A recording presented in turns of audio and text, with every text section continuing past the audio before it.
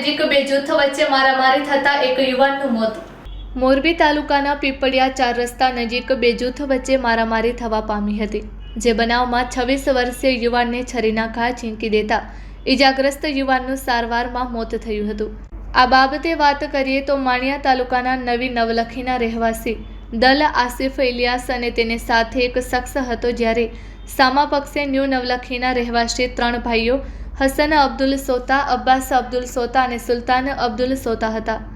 અબ્બાસ સોતાને અગાઉથી ચાલતી માથાકૂટ મામલે પીપળિયા 4 રસ્તા પાસે આમરણ જવાના રસ્તે બંને જૂથ વચ્ચે બઘડાટી બોલી ગઈ હતી અને આસિફ દલ તેમજ તેની સાથે રહેલી વ્યક્તિએ છરી વડે હુમલો કરી દીધો હતો।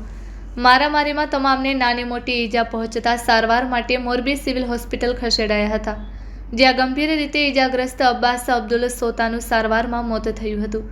વધુ માહિતી મુજબ મૃતક અબ્બાસભાઈ અબ્દુલભાઈ સોતા નામનો યુવાન તે જ વિસ્તારમાં રહેતા આસિફભાઈ ઇલિયાસભાઈ દલના બહેનના લગ્ન થઈ ગયા છે, તો પણ તેને ફોનમાં મેસેજ કરતો હતો, જેથી તે યુવતીએ તેના ભાઈ અને પતિને આ બાબતની વાત કરી હતી, જેથી મોબાઈલ ફોનમાં મેસેજ કરવા બાબતે સમાધાન કરવા માટે અબ્બાસભાઈ સોતાને પીપળિયા 4 રસ્તાથી આમરણ તરફ જવાના રસ્તા ઉપર બોલાવેલ હતો, જેથી તે પોતાના 2 ભાઈને સાથે લઈ ત્યાં ગયો હતો। ત્યારે સમાધાનની વાત કરતા હોય ત્યારે બંને વચ્ચે બોલાચાલી ઝઘડો થયો હતો, જેમાં બંને પક્ષેથી મારામારી કરવામાં આવી હતી। આ બનાવમાં 5 વ્યક્તિઓને ઈજા થઈ હતી, જેમાં અબ્બાસભાઈ સોતાને પેટના ભાગે તીક્ષ્ણ હથિયાર મારી દેતા મોત નીપજ્યું છે। Report by Shrikant Patel, Kutch care news, Morbi.